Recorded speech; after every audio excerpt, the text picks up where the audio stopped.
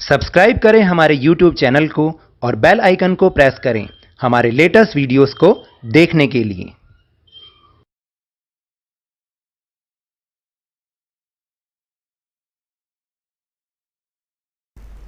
Hello and welcome to Lavneesh Sir की class. This is Directorate of Education GNCT of Delhi's worksheet number 11, and it is only for class 8 students. It has taken from the subject Social Science History, chapter number 2, and we will discuss the chapter East India Company comes East, यानी इस chapter में हम समझेंगे कि किस तरह से east India company पूर्व की ओर देश थे उसमें वो आए और किस तरह से उन्होंने यहाँ पर व्यापार के जरिए, अपने बिजनेस के जरिए उन्होंने यहाँ सब के ऊपर कब्जा कर लिया। सो now let's start and understand with me. Aurangzeb was the last of the powerful Mughal ruler. देखिए, औरंगजेब जो था वो लास्ट पावरफुल मुगल शासक था, रूलर था। After his death in 1707 many Mughal governors established their own regional kingdoms. उसकी डेथ जो कि 1707 में 1707 में हुई थी, उसके बाद बहुत सारे जो मुगल गवर्नर्स थे उन्होंने अपने अपने छोटे छोटे किंगडम्स बना लिए, रीजनल किंगडम्स बना लिए। Meanwhile, by the second half of the 18th century, British emerges as a new power on the political horizon।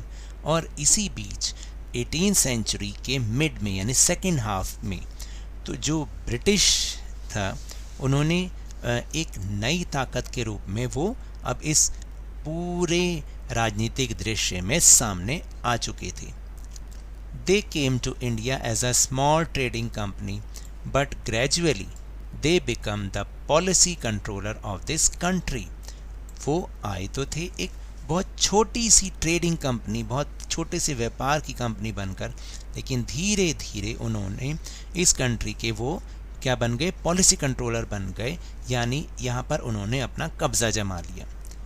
How was it possible? Let's see, ये कैसे संभव हुआ, चलिए अब हम देखते हैं।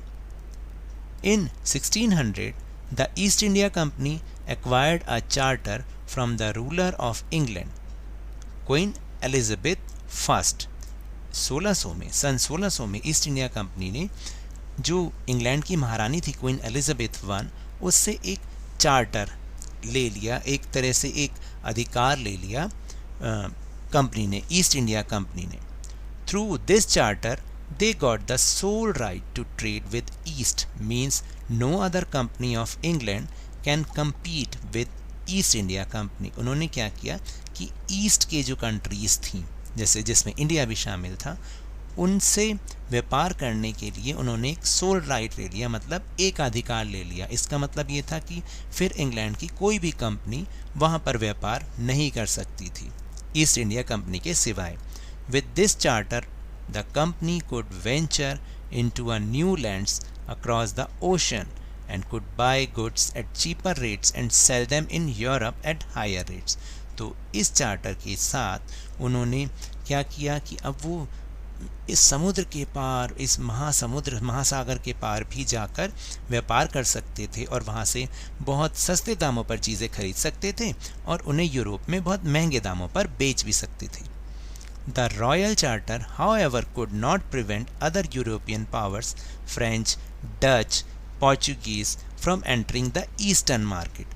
हालांकि ये जो रॉयल चार्टर था ये किसी दूसरी यूरोपियन पावर को, जैसे फ्रेंच, डच और पोर्चुगीज़ को रोक नहीं सकता था ईस्टर्न मार्केट में जाने से। By the time the first English ship sailed down the African Cape of Good Hope and crossed the Indian Ocean, the Portuguese had already established their base in the Goa। फिर इसी बीच जो पहला अंग्रेज़ी जहाज़ जो कि African Cape of Good Hope से होता हुआ उसने इंडियन ओशन को भी क्रॉस कर दिया, यानी वो इंडिया की तरफ आने लग गए। तो लेकिन इससे पहले जो पुर्तगाली, पोर्चुगीज़ जिन्हें पुर्तगाली कहते हैं, वो पहले से ही अपना एक आधार गोवा में जमा चुके थे, यानी वो पहले से ही इंडिया में आ चुके थे।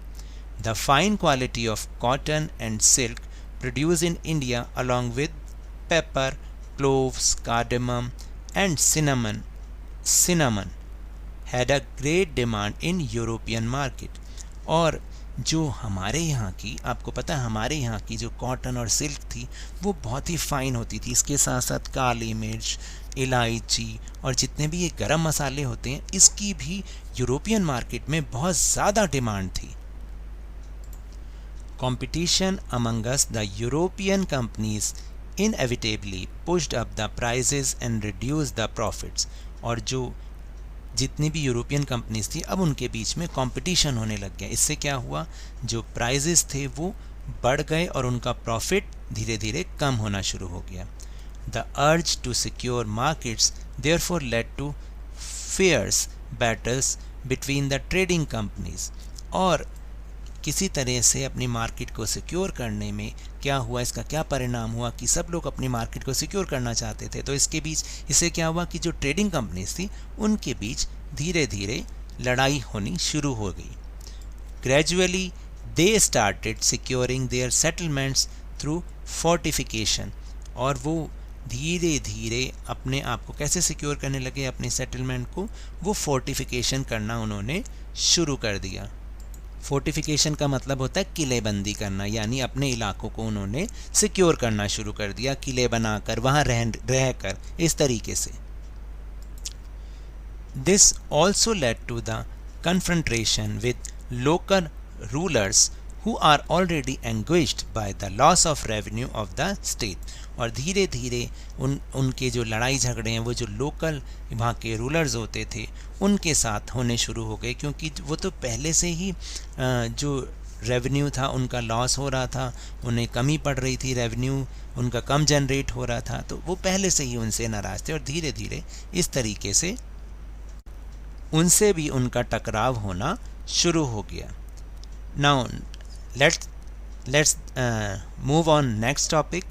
Let's take the example of Bengal province. अब हम बंगाल का जो एक एग्जाम्पल लेते हैं उसके थ्रू हम इसको समझते हैं। In 1651, first English factory was established on the banks of river Hooghly, where goods for export were stored. 1651 में पहली इंग्लिश फैक्ट्री जो कि हुगली रिवर के किनारे लगी, वहाँ से जो गुड्स एक्सपोर्ट होते थे वो उनको वहाँ स्टोर किया गया। As the trade expanded the company persuaded merchants and traders to come and settle near the factory. और जैसे जैसे व्यापार उनका बढ़ता गया, कंपनी ने धीरे धीरे जो मर्चेंट्स थे और ट्रेडर्स थे उनको जो है वहाँ धीरे धीरे फैक्ट्री के नियर ही सेटल करना शुरू कर दिया। By 1696, company started building a fort around the settlement, and in 1698 it bribed Mughal officials into the giving the company zamindari rights over 3 villages. तो धीरे धीरे क्या हुआ कि 1696 में कंपनी ने एक फोर्ट बनाना शुरू कर दिया, किला बनाना शुरू कर दिया, और 1698 में उन्होंने जो मुग़ल ऑफिशियल्स थे उनको जो रिश्वत देना शुरू कर दिया ताकि कंपनी को ज़मींदारी राइट्स मिल जाए 3 गाँवों की। One of these was Kalikata which later grew into the city of Calcutta. और उनमें से एक गांव था कालिकाता जो बाद में कैलकाटा सिटी के नाम से मशहूर हुआ। Now it is called as Kolkata, और अब हम उसे कोलकाता कहते हैं। Company also persuaded the Mughal emperor Aurangzeb to issue a farman granting the company the right to trade duty free. और कंपनी ने धीरे धीरे इस बात के लिए भी मुग़ल एम्परर से रियायत मांगी औरंगज़ेब से कि उनको एक फ़रमान इशू किया जाए कि ताकि कंपनी को ड्यूटी फ्री जो ट्रेड करने की अनुमति मिल जाए, परमिशन मिल जाए। Through this Farman was issued for company only, but officials of the company who were carrying private trade on the side also refused to pay duty, causing enormous loss of revenue for Bengal.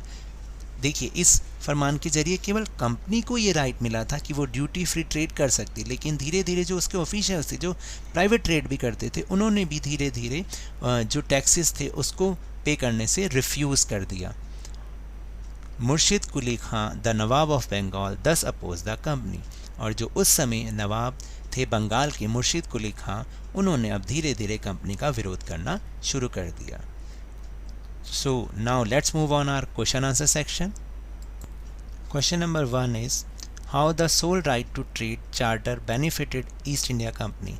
Answer is, according to the sole right to trade charter, the company could venture across the oceans looking for a new lands to buy goods at cheaper price and carry them back to Europe to sell at higher price. Now the question number 2 is, which items from India were used to sell by the European traders in European market? Why their profit margin gradually decreased? Answer is, the fine quality of cotton and silk produced in India along with pepper, cloves, cardamom and cinnamon had a great demand in European market. Competition among the European company pushed up the prices and reduced the profits. And the question number 3 is, why did Nawab of Bengal start opposing the East India Company? यानी उसने क्यों oppose करना शुरू कर दिया? Mughal Emperor Aurangzeb to issue a farman granting the company the right to trade duty free. By this farman, the company officials also started misusing it, and thus is caused enormous loss of revenue for Bengal. Therefore, Murshid Quli Khan, the Nawab of Bengal, opposed the East India Company. Now the last question is, how could the sole right in any field affect your life? Elaborate by giving example from your life. So my suggestion is, in any area, monopoly creates a sense of pride in the person. After that, he does not share that thing with anyone. For example, in the house, the parents give the order that the computer will be used by only me. Then I will not allow my computer to be used by any of my siblings. So now that's all for this worksheet. अगर मेरे इस तरह समझाने से आपको थोड़ा सा भी समझ में आया हो तो इस चैनल को ज़्यादा से ज़्यादा सब्सक्राइब कीजिए, लाइक कीजिए और बहुत ज़्यादा शेयर भी कीजिए। और हाँ, मेरे साथ इसी तरह वर्कशीट को समझते रहिए, लेकिन ध्यान और मन लगाकर पूरी मेहनत के साथ पढ़ते रहिए। एंड अगर आपको कोविड-19 से बचना है तो मास्क ज़रूर पहनिए, क्योंकि जब तक कोई दवाई नहीं तब तक कोई ढिलाई नहीं। Thank you very much.